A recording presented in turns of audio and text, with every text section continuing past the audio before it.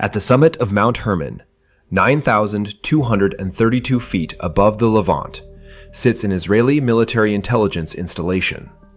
It is the highest permanently staffed military position in the Middle East. Civilian access is prohibited above 7,336 feet. The caves mapped beneath the upper ridge are documented. They are not reachable. The mountain has been under continuous watch for millennia, and something beneath it has been watched in return. Banned, buried, called dangerous.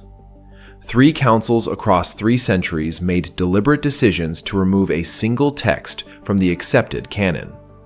Scribes who copied it were warned. Communities that preserved it were pressured. The Book of Enoch was not lost. It was removed. Then, in 1912, R.H. Charles published his complete English translation and returned the banned testimony to anyone willing to read it. What had been suppressed for roughly 1,500 years was suddenly available. Charles worked from multiple manuscript traditions, including the Ethiopic Ge'ez codices that had preserved the text in full when every other tradition had been stripped of it. What the text actually describes is not allegory. It is not poetry. It is a recorded account of 200 beings who descended to a specific mountain, swore a binding oath on its summit, and then carried out a coordinated action whose consequences Enoch documented in precise detail, including what was sealed beneath the earth as a direct result. In the next several minutes, you will see what the oath said word for word, what the name of the mountain encodes in the original Hebrew, what Enoch described as lying in chambers beneath the peaks, and why the judgment decree that followed is the oldest imprisonment record in any ancient literature.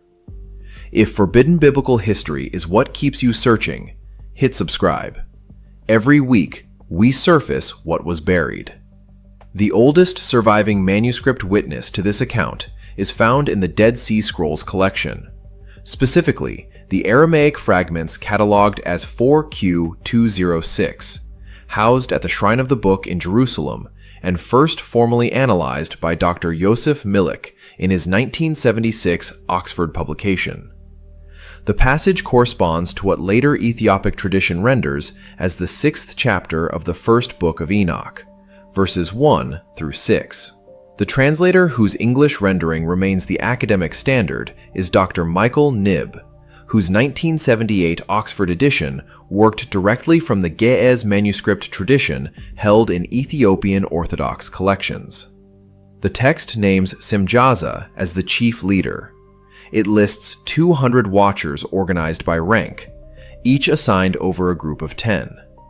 And it records that they descended together onto the summit of Mount Hermon, not as a casual gathering, but under a sworn and binding agreement. Now here is where the text locks into something the ancient world had no business knowing. The Hebrew name for the mountain is Hermon, spelled Shet, Resh, Mem, Vav, Nun. Transliterated, it is Hermon. But the root is not geographical. The root is Sherem. Shet, Resh, Mem. In biblical Hebrew, Sherem designates a specific legal category, a binding oath of consecration or destruction, an irrevocable curse decree. It is the same root used in Leviticus for objects placed under sacred ban. It is the same root used in Deuteronomy for cities devoted to total destruction. Sherem is not a mild word. It carries the weight of a covenant that cannot be undone. The mountain's name encodes the oath, not the terrain, not the elevation, not the water sources or the snowpack. The name of the place records what happened there, in the language's own legal vocabulary. No Bronze Age cartographer could have constructed that. No scribe inventing a myth for cultural purposes would have embedded a legal term as a proper noun, and then built a narrative around it that matches the term's exact meaning. The linguistic lock is not interpretive. It is structural. The name Hermon means the place of the binding curse oath. The text says a binding curse oath was sworn there. These are not two separate traditions that happen to rhyme. They are one record, preserved in two registers simultaneously, the narrative and the toponymy. Modern place name scholarship confirms this. Dr. George Nicholsberg, in his 2001 Hermonia commentary on 1st Enoch, identifies the Hermon-Cherem connection as linguistically deliberate and textually intentional. This is not a fringe reading, it is the mainstream scholarly position among specialists in Second Temple literature.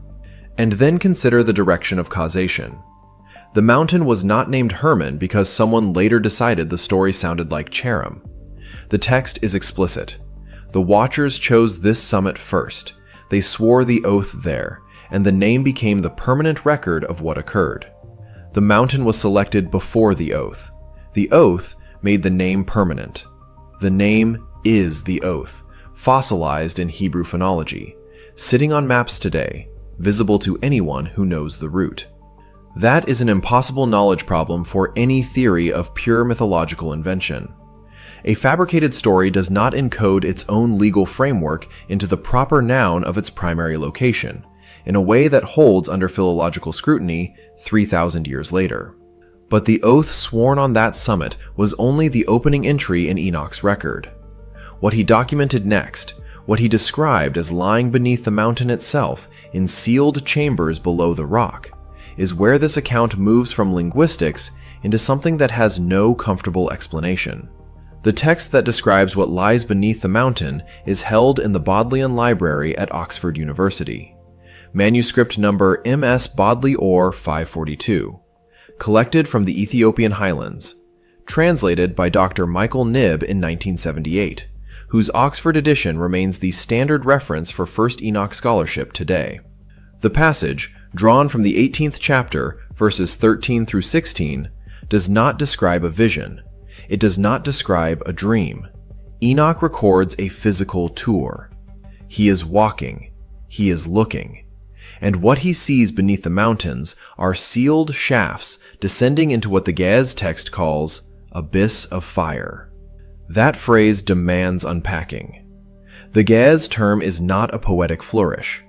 In the manuscript tradition of 1st Enoch, the word rendered abyss carries a precise spatial meaning. A deep, bounded, underground location with defined walls and no accessible exit. Not a metaphor for punishment, a specific architectural description. A chamber, sealed, below the rock, with fire at its base. Enoch describes columns descending from the surface into these chambers. He describes the shafts as having no exits visible from above. He is describing, in the vocabulary available to him in the 3rd century before the Common Era, something that functions like a deep geological fissure. Enclosed, pressurized, inaccessible. Here is where the impossible knowledge problem begins.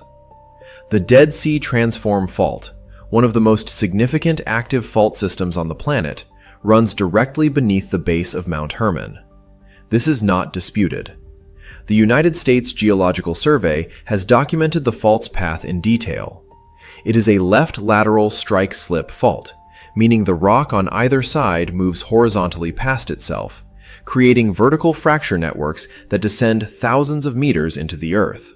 Seismic surveys conducted in the late 20th century, including work published by the Israel Geological Survey, confirmed deep fissure networks beneath the Hermon Massif. Some of those fissures remain unmapped below 3 kilometers. The survey instruments reach their limit. The rock continues downward. The shafts have no measured bottom. Enoch placed sealed underground chambers with no visible exits directly above this fault system. He described them as inaccessible from the surface. He described fire at their base. He had no seismic survey equipment. He had no drill cores. He had no knowledge of tectonic plate movement. The concept did not exist in any form available to him. Yet the description is geometrically accurate. Sealed shafts, deep fissure networks, no exits from above. Fire at the base, which in geological terms corresponds precisely to the geothermal gradient, the measurable increase in temperature as depth increases along an active fault line. Along the Dead Sea Transform, that gradient is steep. Rock temperatures at depth exceed what any surface dweller in the ancient world could have inferred by observation. He had no way to know.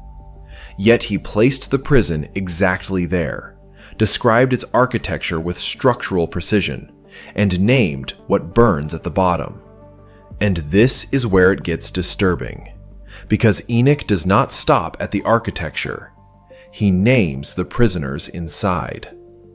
The sentencing record is preserved in the 10th chapter of 1 Enoch, verses 4 through 12.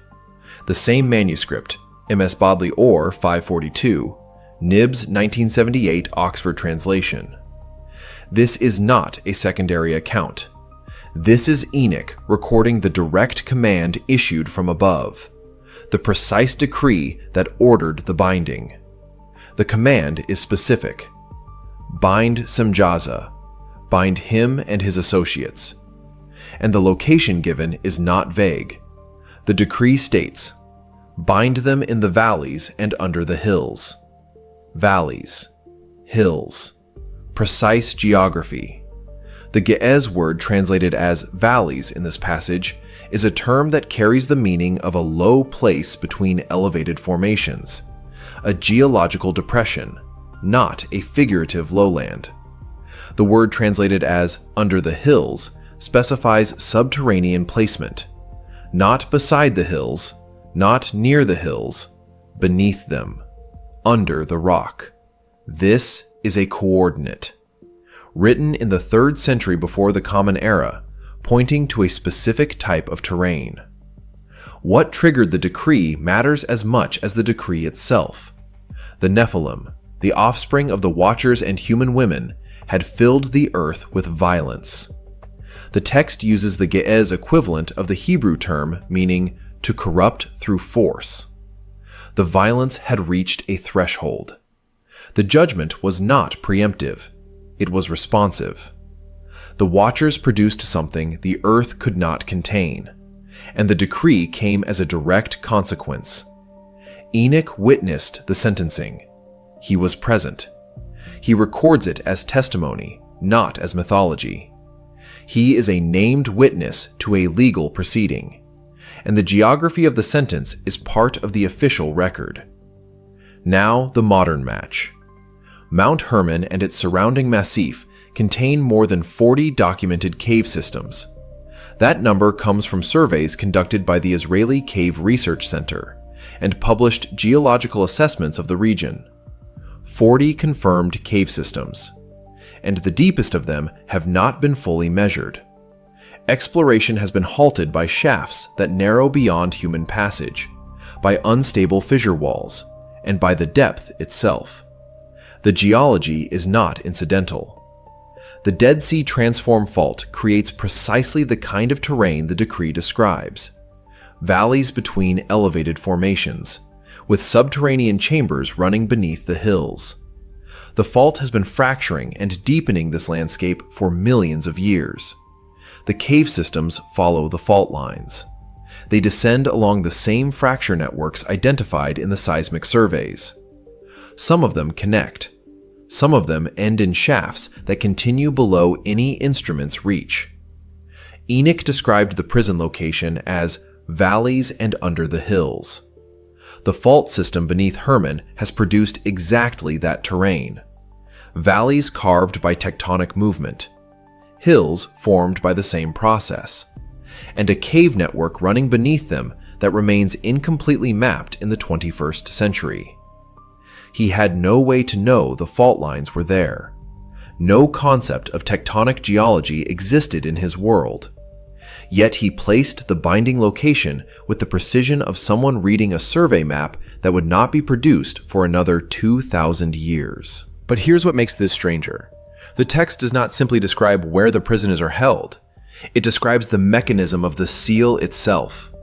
The 21st chapter of 1 Enoch, verses 6 through 10, MS Bodley Orr 542, Dr. Michael Knibb 1978 Oxford translation. Enoch is still moving. He is still recording. And in this passage, he describes what he sees guarding the chambers, what stands at the threshold between the surface and the abyss below. He sees stars imprisoned in fire. He sees columns. The Ge'ez word is amadu, column or pillar.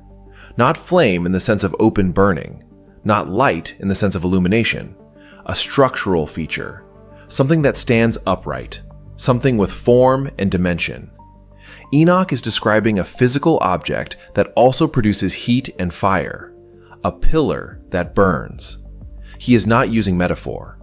The manuscript tradition does not support a purely symbolic reading here. He is describing something he observed, something that stood at the gates of the underground chambers, something that functioned as both structure and seal. Now, the geological record.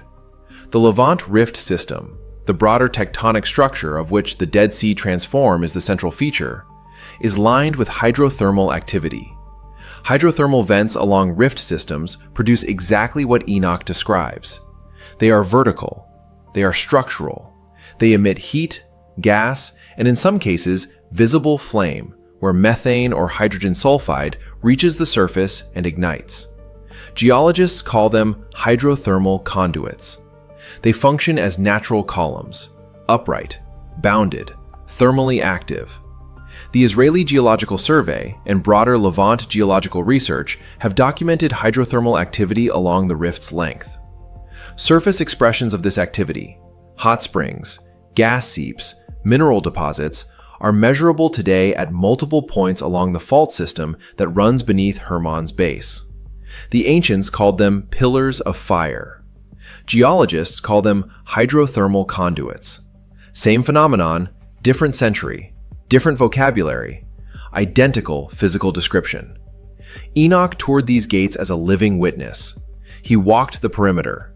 He recorded coordinates, not in degrees and minutes, but in landmarks, terrain features, and structural descriptions that correspond with measurable geological reality.